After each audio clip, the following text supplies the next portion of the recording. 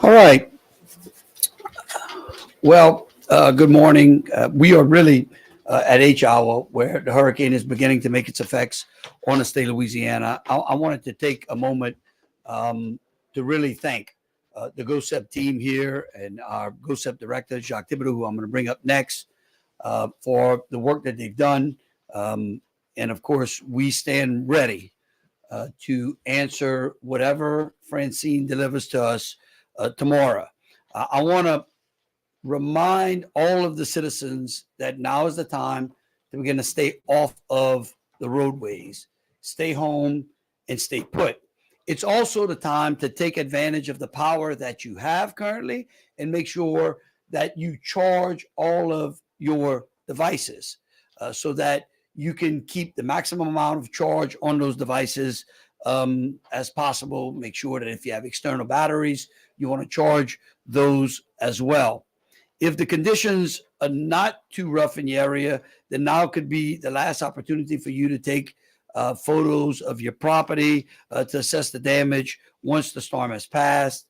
Make sure that you have your important documents secure and in a safe place, preferably in a waterproof bag or container, such as birth certificates, social security cards, insurance policies, and etc. So we want you to make your preparations and stay informed. And GOHSEP will continue to provide updates as we monitor the storm's progress. Again, if you can go to your app store, if you have not yet, and downloaded the getagamePlan.org app, we encourage you to do so as well. At this time, I'd like to bring up our GOHSEP director, Jacques Thibodeau. Good morning, everyone.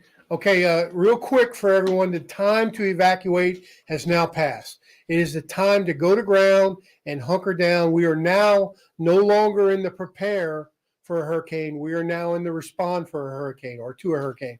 So what I'd like to do is to take a quick moment and highlight the fact that we've been working in a partnership with FEMA for the past 3 days. We have our Region 6 Director, Tony Robinson, is here. And he's going to say a few words, and then we're going to turn it over to Jay Grimes to give you a quick weather update, and we're going to talk about how you respond to the initial effects of a storm. So, Tony? Thank you, Jacques. Thank you, Governor.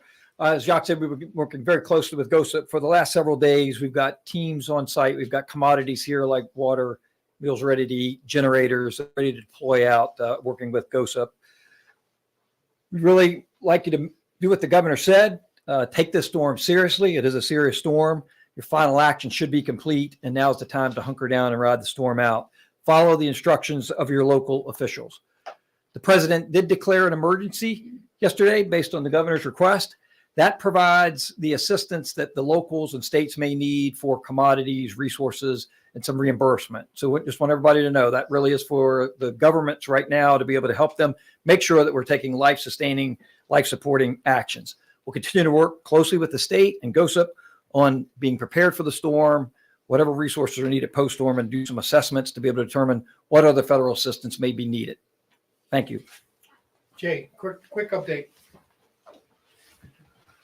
So we know that the landfall will be later this afternoon into the evening hours, but I want to remind everybody that the first wave of tropical storm force winds aren't that far away. They'll probably begin to move in on the coastline soon after midday. And behind that, by just a couple of hours, that first line of hurricane force winds. So even though landfall is later today, as gentlemen have already said, it's time to go ahead and sit down and take your place and ride out this storm. The little bit of good news here is that the storm should move through relatively quickly. Most of the impacts should be out of the state by or soon after midnight. And we're also looking at a little bit of a reduction in the rainfall totals with the storm system as well.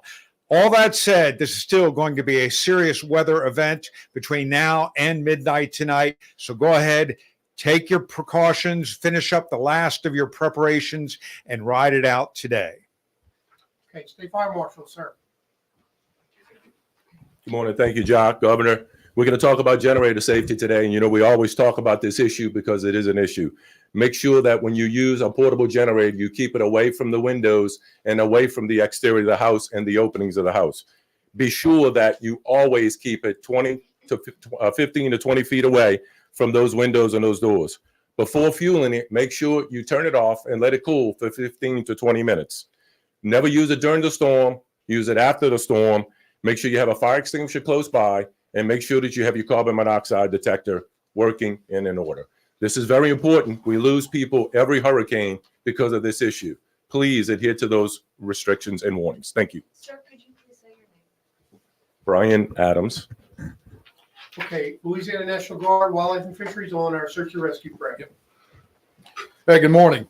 Since Monday, the Louisiana National Guard has been mobilizing and deploying across the coastal parishes of Louisiana to respond to the hurricane. And based on the track of the storm moving east, as of yesterday evening, we started repositioning our forces to the southeast and south central Louisiana. We currently have over 2,300 guardsmen on mission, and we'll continue to mobilize forces to reach approximately 2,500 total strength before the storm strikes. The Louisiana National Guard is supporting civil authorities and other agencies, and we'll continue these efforts with a focus on search and rescue. To assist with that potential search and rescue mission, operationally right now we have 58 boats and 101 high water vehicles in the area of operations. We also have now 61 aircraft in the Aviation Task Force. Our Air Coordination Cell here at GOHSEP is working with other federal and state partners such as the U.S. Coast Guard and the Louisiana State Police to synchronize air search and rescue assets and operations. We also have other assets that are in reserve to include 29 additional boats and over 270 additional high water vehicles. We've pre-staged 14 route clearance teams across 7 parishes to assist with debris removal and clearing roads for our first responders can respond to the storm. Additionally, the Louisiana National Guard has liaison officer teams supporting numerous parishes across the state. Overall, our mission is to support the state, parish, and local partners, is to save lives, mitigate suffering, protect property, and assist in rapid transition to normal operations. We are working in coordination with our neighboring states, the National Guard Bureau, U.S. NORTHCOM, for contingency planning of additional forces as we continue to assess the storm. The Louisiana National Guard is prepared and equipped to respond to the hurricane. Our training prepares us for this mission, and we are ready. Thank you. Good afternoon. The Department of Wildlife and Fisheries has a long history of working with both the Louisiana National Guard and Louisiana State Police in events like this. We currently have 150 agents fully prepared with both rescue trucks and rescue vessels to go into any needed areas, as well as our MSRT teams ready to do mission-ready recon missions when they need to go into the areas post-storm. Thank you. Okay, we're gonna have Joe Donahue from DOTD and Colonel Hodges from State Police to talk about the situation of the roads as well as the public safety aspect. Thank you. Good morning. Joe Donahue from DOTD. We are monitoring the current situations. There are currently 4 roads in the state that are closed due to either rising water or closed floodgates. And I just also want to remind everyone that after the storm passes, that does not mean the danger is over. We will be sending crews out to clear roadways from debris and to monitor for flooding. But do not drive through standing or running water. Keep an eye out for downed power lines and always keep safety first. Thank you very much. Good morning, everyone. LSP has over 400 troopers active across the state with the additional personnel available and on standby, ready to respond to storm-related issues. Troops in affected areas are operating on double shifts to increase uniform patrol presence throughout the state. As road and travel conditions are affected, all updates will be available through the 511 travel information system at 511-1a.org. Dial 511 from your mobile phone or telephone or through the Louisiana 511 mobile app. To report stalled vehicles on the interstate or roadways, star 577 or star LSP from your cell phone. It'll track you to your nearest troop location so that way we can respond accordingly. We urge residents in Southeast Louisiana specifically to comply with your local evacuation orders and take all precautions to keep you and your family safe. Motorists should avoid all unnecessary travel and be mindful of curfew restrictions in their local communities. As the governor said and the other state officials, please follow the rules and regulations that your parish and local leaders have put in place and remain inside. This is a time right now when no one should be out on the roadways. Additionally, our troopers are ready and fully prepared to respond, but need everyone's help to ensure the safety of our communities. Please check on your loved ones, check on those who are most in need by telephone to make sure that they have everything they need. So when the storm does pass and we move into the next phase of our operation, that you know where they are and that they were safe prior to it hitting the coast this afternoon. Thank you. Governor. Yeah, again, a couple of things. Again, want to thank Tony and FEMA, the FEMA administrator, Cresswell, and the White House for responding to Louisiana's needs and giving us that pre-landfall declaration.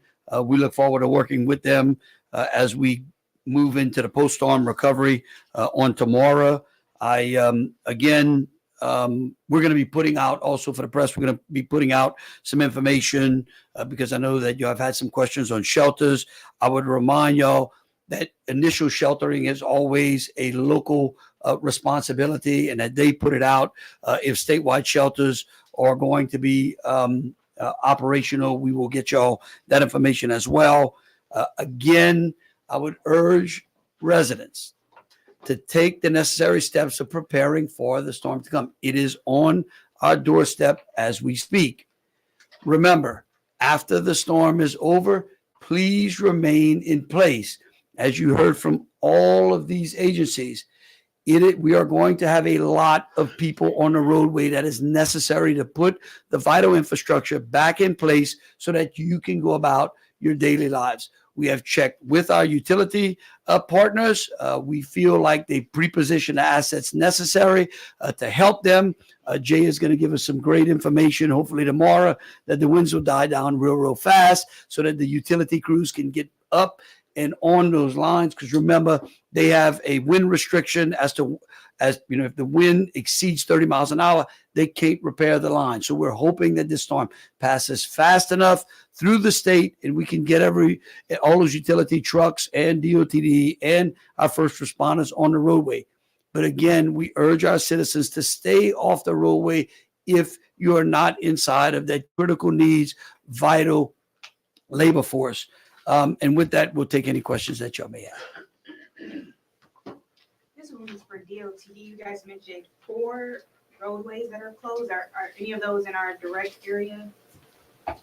So if you're referring to the capital region, the answer is no.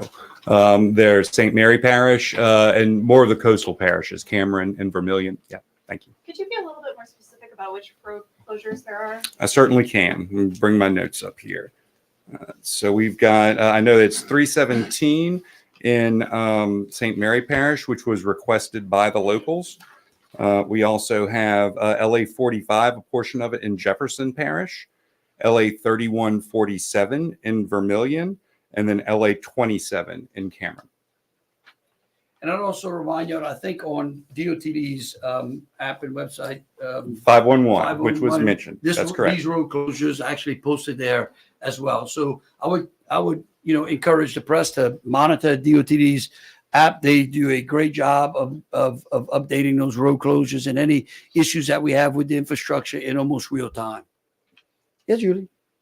Are you all coordinating at all with the Cajun Navy? What role do you expect, if any, do you expect them to play? And I wonder, Governor, if you've talked to the president. Oh, I have not spoken directly to the president, but I have spoken to the FEMA administrator. I've spoken to Major General Peoples with the Corps of Engineers. We have been working with our congressional delegation, the entire delegation. In fact, we actually invited the congressional delegation staff into the UCG meeting so that they could participate as well. And I am fully confident that our federal partners are working very well with the state agencies, and our local partners are doing a great job as well. Okay, as far as the Cajun Navy, all of the volunteer organizations active during a disaster, it's called VOAD is the acronym for it, are all a major element of GOHSEP. We meet with them quarterly to include the elements of the Cajun Navy as well as ground force, which is another element. So we do talk to them throughout the year, every quarter, and they're always involved and integral in our process. It's just one more tool in our toolbox that we always use in every disaster. All right, any more questions? Regarding sheltering, has the state mega shelter had any requests from the locals to take in any of that overflow yet? We have not. We have not. Why, do you know of any? I'm asking you, Governor. Well, no, I know you asked me like you might have known. We don't. We have no information today that there's any requests. No, Doc and I both have not received any requests from a parish. Yesterday, you told us that there were just a handful of people relocated from nursing homes. Have there been any more evacuations from nursing homes? Yesterday, we mentioned Vermilion had moved 8. The only update, Luleen has moved 2 to Metairie. Other than that, everything's going well. All right, any more questions? Yep. I'd like to ask Jay, does it look like the storm of the eye is headed more toward the east now, jogging more toward New Orleans? The shift that we saw in the storm track yesterday came to an end during the afternoon and evening. And since yesterday afternoon, yesterday evening, there's been no appreciable shift to the east. So even if we see a minor jog between now and landfall, it's not likely to be sufficient enough to greatly endanger New Orleans beyond the state that they're currently in. Okay, any last questions? What role did we see the Red Cross playing? Have you guys been in contact with them? Yeah, we had the Red Cross was in our UCG. I don't see any deviation from what we've done in the past. We certainly want to add our faith-based organizations that have been interwoven into GOHSEP as well. And so lastly, look, I want to thank the citizens of the state. I think that all of y'all, everyone out there has been great as we prepare for this particular storm. Again, I would caution our citizens that just because it is a category 1 or possibly a category 2 doesn't mean it's just going to be a thunder bumper, right? I know that we have been through a lot here in Louisiana. Again, I urge everyone to take the necessary preparations. If you're in the storm's pathway, to understand that you may be without utilities for some time.